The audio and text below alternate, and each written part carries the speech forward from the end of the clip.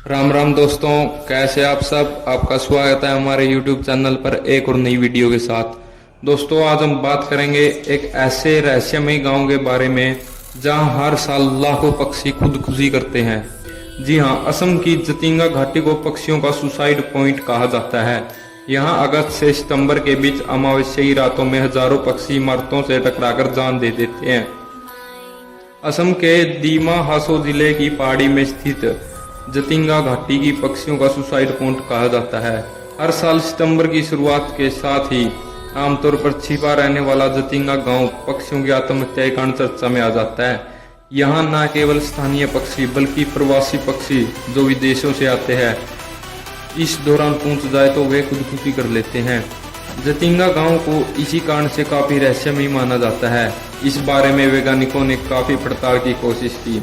आखिर क्या वजह है जो एक खास मौसम में और एक खास जगह पर पक्षियों को ऐसा करने के लिए उकसाती है। वैसे इंसानों में ये प्रवृत्ति ज्यादा आम है।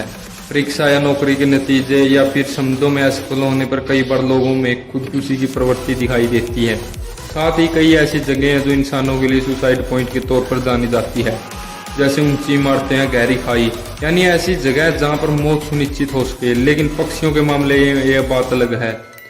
पक्षी होने के कारण वे जाहिर है कि इमारत से कूदकर तो जान नहीं दे सकते, लेकिन वे तेजी से उड़ते हुए इमारतों या ऊंचे पेड़ों से जानबूझकर टकरा जाते हैं और तुरंत ही उनकी मौत हो जाती है।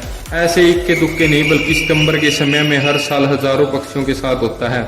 ये बात अजीब इसलिए भी हो जाती है क्योंकि ये पक्षी शाम 7 से रात 10 बजे के बीच ही ऐसा करते हैं, जबकि आम मौसम में इन पक्षियों की प्रवृत्ति दिन में ही बाहर निकल के होती है और रात में भी घोंसलों में लौट चुके हैं। फिर क्या वजह है? वे एक आध महीने के लिए अचानक अंधेरे घिरने पर घोंसलों से बाहर हजारों की संख्या में आते हैं और टकरा कर मर जाते हैं। आत्महत्या की इस दौड़ में स्थानीय और प्रवासी चिड़ियों की 40 प्रजातियां शामिल रहती है।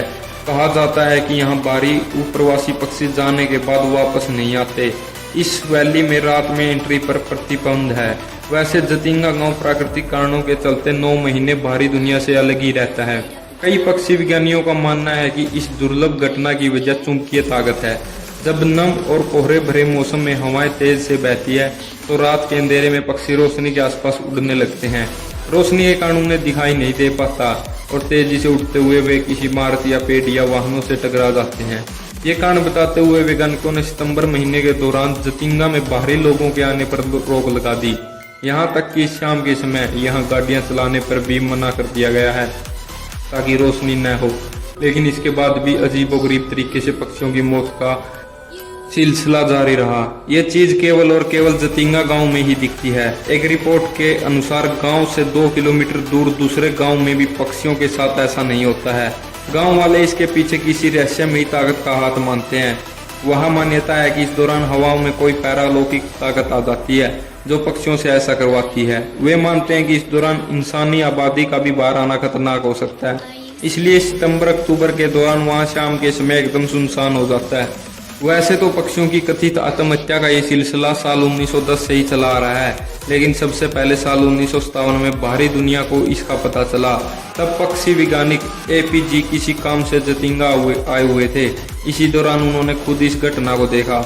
इस घटना का जिक्र पक्षी विज्ञानी ने अपनी किताब में भी किया। वे लिखते हैं कि कई कोशिशों के बाद भी इसकी वजह समझ नहीं आ पा रही है। पक्षी हर साल 15 अगस्त से 31 अक्टूबर के दौरान ऐसा करते हैं जब कोहरा और नमी होती है। सबसे अजीब बात यह है कि ऐसे अंधेरे रातों में ही होता है जब चांद की रोशनी बिल्कुल नहीं होती। तब से लेकर आज तक इस पर देश विदेश के कई वैज्ञानिक रिसर्च कर चुके हैं। यहाँ तक कि वन विभाग के अफसरों ने भी इसकी वजह जानने की कोशिश की, लेकिन अब तक पक्षियों की खुदकुशी की वजह या फिर इसे रोकने का कोई तरीका नहीं मिल सका। बहुतेरी बार इमारत से टकराकर घायल हुए पक्षियों का उपचार और उन्हें खाना खिलाने की भी कोशिश की गई, लेकिन ये तरीका भी बेअसर रहा। ऐसे पक्षियों ने खाना लेने से इनकार कर दिया और इलाज पर भी उनके शरीर ने कोई प्रतिक्रिया नहीं दी। तो दोस्तों, आपको ये वीडियो कैसी लगी हो? अगर ये स्टोरी आपको अच्छी लगी हो तो वीडियो को लाइक करें, चैनल को सब्सक्राइब करें। तब तक मिलते हैं अगली वीडियो के साथ।